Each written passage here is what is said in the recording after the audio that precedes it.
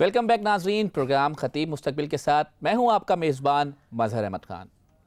ناظرین، بریک سے پہلے ہمارے ساتھ موجود تھی عائشہ احمد، اور اب میں جن کو دعوت خطاب دے رہا ہوں ان کا نام ہے مریم حسن۔ السلام علیکم مریم۔ وعلیکم السلام۔ کیسی ہیں آپ؟ الحمدللہ۔ اچھا یہ بتائیے کہ تیاری کیسی ہے آپ کی؟ اچھی۔ تو مریم حسن، آپ کا وقت شروع ہوتا ہے اب۔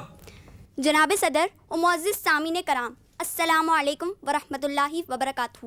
میری آج کی تقریر کا عنوان ہے میرا رمضان پلان۔ جناب والا، اللہ تبارک و تعالیٰ کے فضل و کرم سے رمضان المبارک کا مہینہ سایہ فگن ہونے والا ہے، اور اس مہینے کا اصل استقبال یہ ہے کہ صاحب ایمان اس مقدس مہینے سے فائدہ اٹھانے کے لیے اپنے آپ کو بھرپور طریقے سے تیار کر سکے۔ یہ مہینہ تو نیکیوں کا موسم بہار ہے جو انسان کی روحانی صلاحیتوں کے نکھار کا ذریعہ بنتا ہے۔ رمضان المبارک ہر مسلمان کے لیے سنہرا موقع ہے کہ وہ اپنے ایمان کو تازہ و مضبوط کرے اور گزشتہ گناہوں سے توبہ کر کے دل و روح کو پاک و صاف کرے۔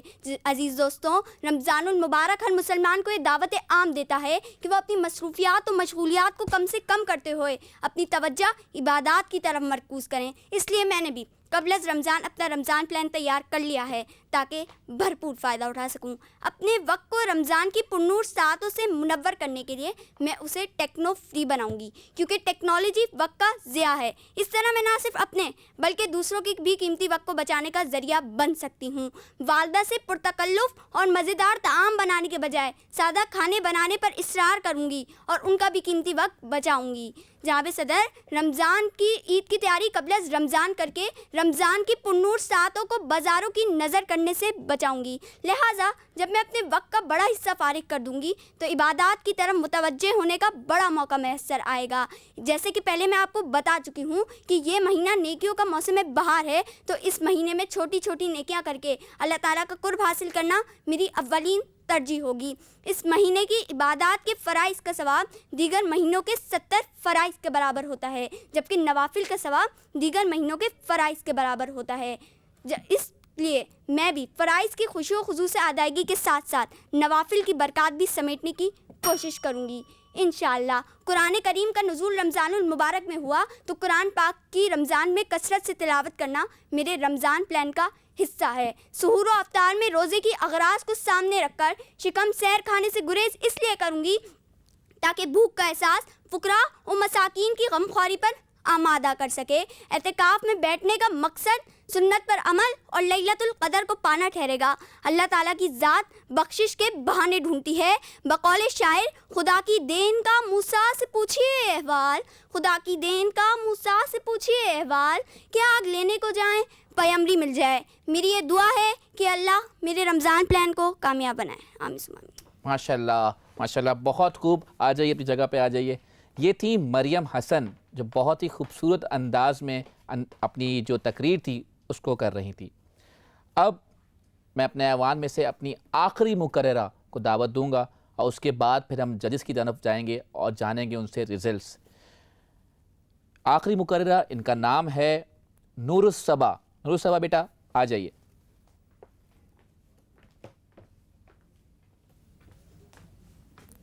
السلام علیکم نور۔ وعلیکم السلام۔ کیسی ہیں آپ؟ میں بالکل ٹھیک۔ تو نور الصبا، آپ کا وقت شروع ہوتا ہے اب۔ بسم اللہ الرحمن الرحیم۔ جناب صدر اور حاضرین محفل، السلام علیکم۔ آج مجھے جس عنوان پر لب کشائی کا موقع ملا ہے وہ ہے میرا رمضان پلان۔ پیارے دوستوں، اس رمضان المبارک اسلامی تقویم کا نواں مہینہ ہے، اور جب رمضان کی پہلی رات آتی ہے تو جنت کے تمام دروازے کھول دیے جاتے ہیں، اور اللہ تعالیٰ اپنے آواز دینے والے بندوں میں سے ایک بندے کو حکم دیتے ہیں کہ یہ آواز دو، اے بھلائی کی طلبگاروں آگے بڑھو، اور اے برائی کی طلبگاروں پیچھے ہٹ جاؤ۔ اور اللہ تعالیٰ فرماتے ہیں کہ ہے کوئی بخشش مانگنے والا تاکہ اسے بخش دیا جائے، ہے کوئی سوال کرنے والا تاکہ اس کا سوال پورا کیا جائے، اور ہے کوئی توبہ کرنے والا تاکہ اس کی توبہ قبول کی جائے۔ اب آتے ہیں تقریر کے اہم اب آتے ہیں تقریر کے اہم مدعے کی جانب، جو کہ ہے رمضان کے لیے تیاریاں۔ دوستوں، لوگوں کو لگتا ہے کہ رمضان کے مبارک مہینے کا بنیادی مقصد ہے روزے رکھنا اور عبادت کرنا، جبکہ اس معاملے میں میرے خیالات ذرا مختلف ہیں۔ جناب صدر، میرا ماننا ہے کہ رمضان کے مبارک مہینے میں روزے رکھنے اور عبادت کرنے کے ساتھ ساتھ خلق خدا کی خدمت کرنا بھی بے حد ضروری ہے، کیونکہ یہی ہے عبادت، یہی دین و ایمان کہ کام آئے دنیا میں انسان کے انسان۔ جیسا کہ ہم سب ہمیشہ سے اپنے ارد گرد دیکھتے آ رہے ہیں کہ جیسے ہی رمضان کا مہینہ آتا ہے تو ہم اس کے آمد کی تیاریوں میں جٹ جاتے ہیں اور ایک سے بڑھ کر ایک اہتمام کرنے کی کوشش کرتے ہیں۔ گھروں میں نت نئے پکوان کے حساب سے راشن ذخیرہ کرنا اور نئی نئی تراکیب سے لوازمات بنا کر افطار کا اہتمام کرنا۔ لیکن دوستوں، اس رمضان میں میں اپنے گھر والوں کے ساتھ مل کر سادہ ترین سحری اور افطاری کا اہتمام کروں گی، تاکہ ان لوگوں تک بھی سحری اور افطاری پہنچا سکوں جو اس کے متحمل نہیں ہیں۔ شعب الایمان اور معرف الحدیث سے روایت ہے کہ آپ صلی اللہ علیہ وسلم نے فرمایا، جس شخص نے اس مہینے میں اللہ کی رضا کے لیے کسی روزے دار کو افطار کرایا، وہ اس کے لیے اس کی گناہوں کی مغفرت کا ذریعہ ہوگا۔ اور اس کے ساتھ ساتھ میں حقوق العباد کا بھی خیال رکھنے کی کوشش کروں گی تاکہ اللہ کی رضا اور خوشنودی حاصل کر سکوں۔ صحیح بخاری اور صحیح مسلم سے روایت ہے کہ آپ صلی اللہ علیہ وسلم نے فرمایا، اللہ کا بندہ جو کسی حاجت مند، بے سہارا یا مسکین کے لیے دوڑ دھوپ کرے، وہ اجر و ثواب میں اس مجاہد بندے کی طرح ہے جو اللہ کی راہ میں دوڑ دھوپ کرے۔ میں اپنی تقریر کا اختتام اس خوبصورت نظم سے کرنا چاہوں گی۔ اللہ کو کرنا ہے راضی اور گناہوں کو بخشوانا ہے، اللہ کو کرنا ہے راضی اور گناہوں کو بخشوانا ہے، جنت کا کرنا ہے سودا اور جہنم سے خود کو بچانا ہے۔ شکریہ۔ ماشاءاللہ ماشاءاللہ، بہت خوب۔ یہ تھیں نور الصبا جو کہ اپنا رمضان پلان بتا رہی تھیں۔ تو ناظرین، کیا آپ لوگوں نے اپنا رمضان پلان بنایا ہے؟ اگر نہیں بنایا تو ابھی بنا لیجئے۔ میرا رمضان پلان تو یہ ہے کہ اس رمضان میں جتنا زیادہ سے زیادہ ہو سکے قرآن مجید کی میں تلاوت کروں اور صلاۃ التسبیح بھی پڑھوں اور تراویح کی نماز بھی ادا کروں۔ ناظرین، اس سے پہلے کہ ہم ججز سے رزلٹ جانیں اور ان بچوں کی اسپیچز کے بارے میں ان کی رائے جانیں، پروگرام میں وقت ہوا ہے ایک اور مختصر سے وقفے کا۔ جب ہم بریک سے واپس آئیں گے، اس بزم کو یہیں سے دوبارہ آغاز کریں گے۔ ہمارے ساتھ ججز کی رائے ہوگی، رزلٹ ہوگا اور ایک خوبصورت سی نعت ہوگی۔